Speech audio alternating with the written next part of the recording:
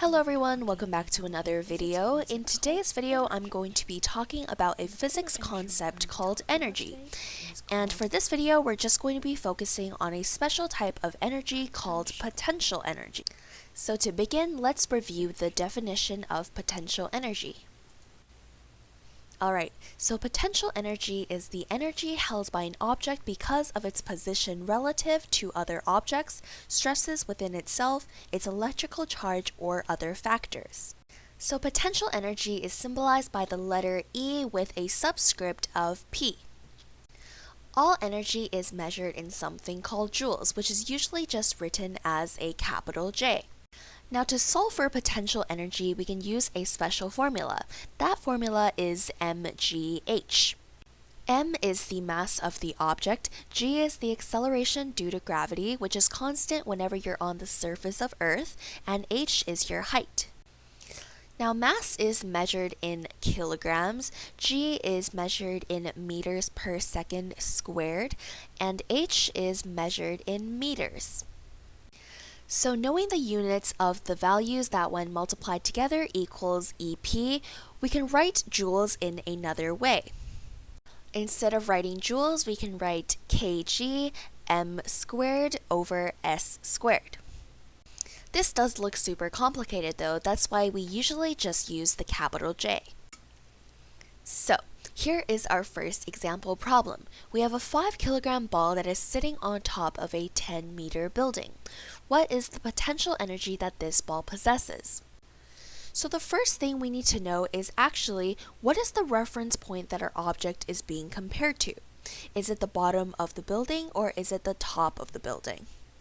So let's say we make the bottom of our building the reference point, which is where height is 0. That means that our ball does possess some potential energy. However, if we make our reference point, or the height of 0, on the top of the building, our ball possesses no energy in reference to the top of the building. And if we make our reference point on top of the ball, or above the ball, then we have a negative energy. However, the safest route to go is just make the bottom of the building as your reference point. So remember that EP is equal to mgh. Now let's write down what values that we know of. In the question, we are given that the mass is 5 kilograms. Our height is 10 meters in reference to the bottom of the building. And our g is a constant value because we are on the surface of the Earth, which is 9.8 meters per second squared. Then let's plug in all our known values into our formula. So EP is equal to 5 times 9.8 times 10. Plug it into our calculators and we get an answer of EP is equal to 490 joules. And let's box that answer, and this answer means that our 5 kilogram ball, when it's sitting on top of a 10-meter building, it possesses 490 joules of potential energy in reference to the bottom of the building. Okay, now here is our second question, which is a little more complicated. We have a 20 Newton box that is sitting on top of a 12-meter ramp raised to an incline of 30 degrees. The box is being pushed from the bottom of the ramp to the top of the ramp by a 300 Newton force. Now we're given a lot of information here, but we're not going to need all of our values in our calculations.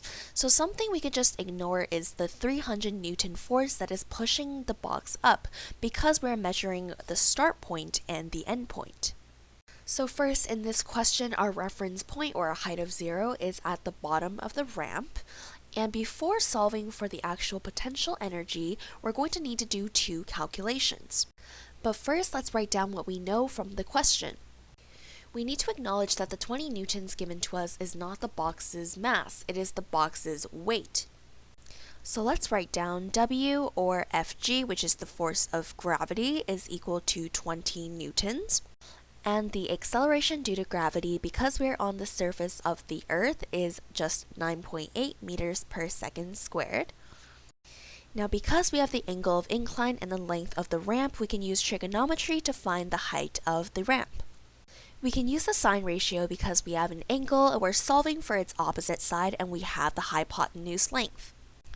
Sine of 30 degrees is equal to the opposite over hypotenuse side, which is x over 12 meters.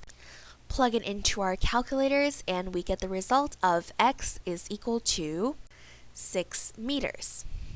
Now we know that h for our formula is equal to 6 meters because our reference point is the bottom of the ramp. Okay, then let's use the weight they give us to solve for the mass of the box. Actually, that would be the second step to solving our question because the first step we solve for the height of the ramp.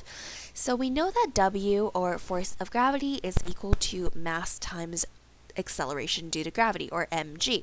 Therefore, we can substitute 20 for W and 9.8 for G, and there we can solve for M.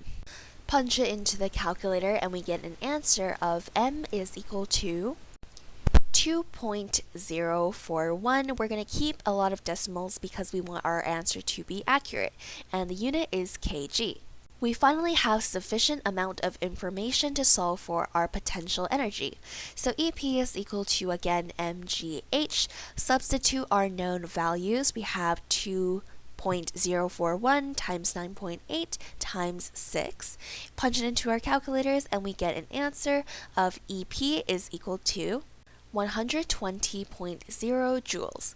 So the amount of potential energy that our box possesses at the point at the top of the ramp is 120 joules in reference to the bottom of the ramp. Thank you so much for watching. That is it on potential energy and some examples, and I'll see you in the next video.